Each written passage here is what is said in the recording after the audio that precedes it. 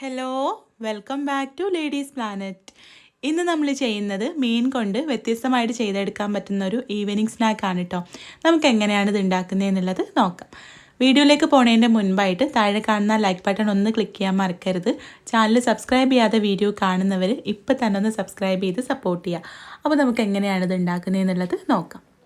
ആദ്യം നമുക്ക് ഇതിലേക്കുള്ള ഉരുളക്കിഴങ്ങ് ഒന്ന് പുഴുങ്ങിയെടുക്കാം.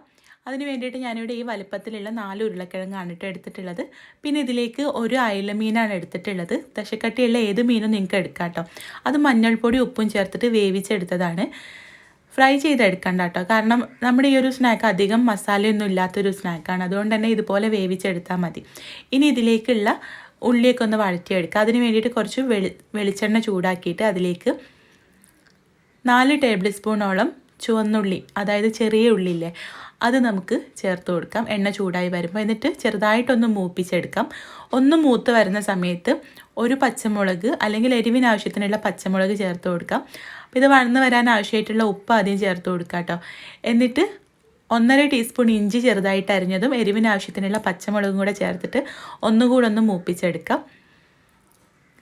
ഇനി ഇതിലേക്ക് നമ്മൾ ചേർക്കുന്നത് അണ്ടിപ്പരിപ്പാണ് കേട്ടോ, അതായത് കാഷ്നട്ട്സ്. അതൊരു 2 ടേബിൾ സ്പൂണ് ചെറുതായിട്ട് നുറുക്കിയെടുത്തിട്ടുണ്ട്. അതും കൂടെ ചേർത്തിട്ട് നല്ല പോലെ ഒന്ന് ഇളക്കിയെടുത്തിട്ട് നമുക്ക് ഫ്ലെയിം ഓഫ് ചെയ്ത് കൊടുക്കാം. ഉരുളക്കിഴങ്ങ് വെന്ത് വന്നാൽ തൊലിയൊക്കെ മാറ്റിയതിന് ശേഷം നല്ല പോലെ ഒന്ന് ഉടച്ചെടുക്കുക. ഇതിലേക്ക് ആവശ്യത്തിനുള്ള മല്ലിയില ചേർത്ത് കൊടുക്കാം. പിന്നെ നമ്മൾ വേവിച്ച് വെച്ച മീനില്ലേ, അതിൻ്റെ മുള്ളൊക്കെ മാറ്റിയതിന് ശേഷം അതൊന്ന് പിച്ചിയെടുത്ത് അത് ഇതിലേക്ക് ചേർക്കാം. പിന്നെ നമ്മൾ വഴറ്റി വെച്ചിട്ടുള്ള ഉള്ളിയും കാഷ്നട്ട്സൊക്കെ അല്ലേ, അതും കൂടെ ഇതിലേക്ക് ചേർത്തിട്ട് ഒന്ന് മിക്സ് ചെയ്തെടുക്കാം. ഉപ്പ് ആവശ്യമുണ്ടെങ്കിൽ ചേർത്ത് കൊടുക്കാം കേട്ടോ. ഞാൻ ഉരുളക്കിഴങ്ങ് പുഴുങ്ങിയ സമയത്ത് ഉപ്പ് ചേർത്തിട്ടുണ്ടായിരുന്നില്ല, അപ്പോൾ അതുകൊണ്ട് ആവശ്യത്തിനുള്ള ഉപ്പും കൂടി ഈ സമയത്ത് ചേർക്കുന്നുണ്ട്. എന്നിട്ട് നല്ല പോലെ ഒന്ന് മിക്സ് ചെയ്തിട്ട് നമുക്ക് ഇഷ്ടമുള്ള ഷേപ്പിലാക്കി എടുക്കാം.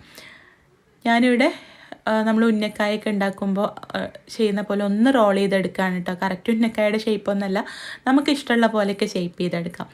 എന്നിട്ട് നമുക്കിത്, ഞാനിവിടെ കുറച്ച് കോൺഫ്ലോർ വെള്ളത്തിൽ മിക്സ് ചെയ്ത് വെച്ചിട്ടുണ്ട്, അതിൽ ഡിപ്പ് ചെയ്തിട്ട് ബ്രെഡ് ക്രംസ് കൊണ്ട് കോട്ട് ചെയ്തെടുക്കുകയാണ് കേട്ടോ.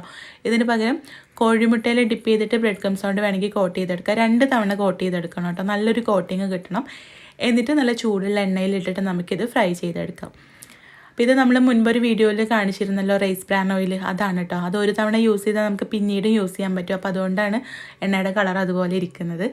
അപ്പോൾ നമുക്കിത് മീഡിയം ഫ്ലെയിമിലിട്ടിട്ട് ജസ്റ്റ് ഒന്ന് ഫ്രൈ ചെയ്ത് കോരാം.